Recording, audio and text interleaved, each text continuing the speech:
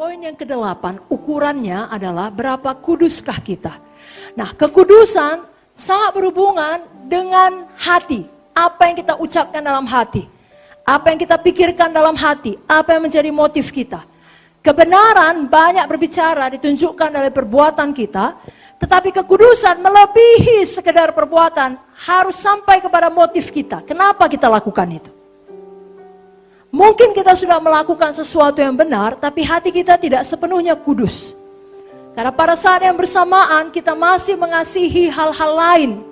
Memiliki berhala-berhala dalam hati kita. Khususnya seperti yang selalu diajarkan oleh Ibu Munte, 3G, gold, uang, cintakan uang. Girl, masih dikuasai oleh pikiran yang najis, ya, segala sesuatu yang berkaitan dengan hawa nafsu.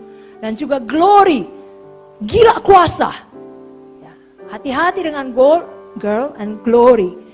Kalau itu masih ada di atas tahta hati kita, Zoe tidak bisa naik tahta. Mari kita turunkan, saudaraku.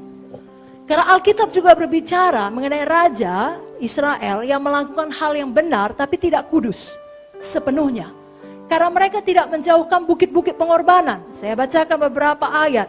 Raja yang pertama adalah Raja Asa, 1 Raja-Raja 15 ayat 11 sampai 14. Asa melakukan apa yang benar di mata Tuhan, seperti Daud bapa leluhurnya. Ia menyingkirkan pelacuran bakti dari negeri itu dan menjauhkan segala berhala yang dibuat oleh nenek moyangnya. Bahkan ia memecat makan neneknya dari pangkat ibu suri, karena neneknya itu membuat patung Asyera yang keji. Asa merobohkan patung yang keji itu, membakarnya di lembah Kidron. Sekalipun bukit-bukit pengorbanan tidak dijauhkan. Jadi disimpan sedikit dosa. 1 Raja-Raja 22 ayat 43, ini anaknya. Ia hidup mengikuti jejak Asa ayahnya. Ia tidak menyimpang daripadanya, melakukan yang benar di mata Tuhan. Hanya bukit-bukit pengorbanan tidak dijauhkan. Orang masih mempersembahkan membakar korban di bukit-bukit itu. Jangan simpan sedikit pun dosa, saudaraku. 2 Raja-Raja 12 ayat 2 sampai 3. Joas melakukan apa yang benar di mata Tuhan seumur hidupnya selama Imam Yoyada mengajar dia. Namun demikian bukit-bukit pengorbanan tidaklah dijauhkan. Demikian dalam 2 Raja-Raja 14 ayat 1 sampai 4 dilakukan juga oleh Yoas bin Yoahas, Raja Israel, Amazia anak Yoas. Bukit pengorbanan tidak mereka singkirkan. Jadi walau mereka melakukan hal yang benar, masih ada dalam tanda kutip kasih-kasih yang lain yang mereka biarkan, tidak mereka singkirkan. Saudaraku, gugurkan dosa. Amin, saudara. Banyak orang melakukan hal yang benar tapi tidak kudus. Tuhan memanggil semua kita naik ke tingkat kekudusan yang lebih tinggi. Saudara ingat kisah kupu-kupu kemarin, bermetamorfosis, Roma 12 ayat 2. Berubahlah oleh pembauran budimu.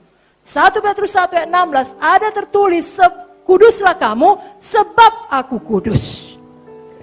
Karena karakter kita tidak bisa didasarkan pada karunia kita. Firman Tuhan berkata, dari buahnya lah kamu mengenal mereka. Berapa banyakkah buah roh yang telah kita kembangkan, saudaraku? Kesabaran kita, kelemah lembutan kita, penguasaan diri kita, kebaikan kita, kasih kita, sukacita kita, damai kita. Saudaraku, mari kita kejar karakter lebih dahulu, kuasa akan datang mengikutinya. Kita tidak mau seperti Simpson, apalagi seperti Lucifer. Kita tidak mau ya sama seperti Lucifer, beraninya ngomong begitu kepada pencipta. Jangan kita berani ngomong gak baik kepada Bapa rohani.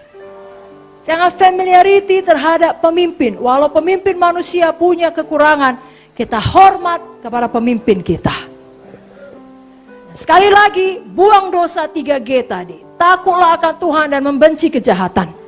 Ya, Amsal 8:13, takut akan Tuhan ialah membenci kejahatan. Aku benci pada kesombongan, kecongkakan, tingkah laku yang jahat, dan mulut penuh tipu muslihat.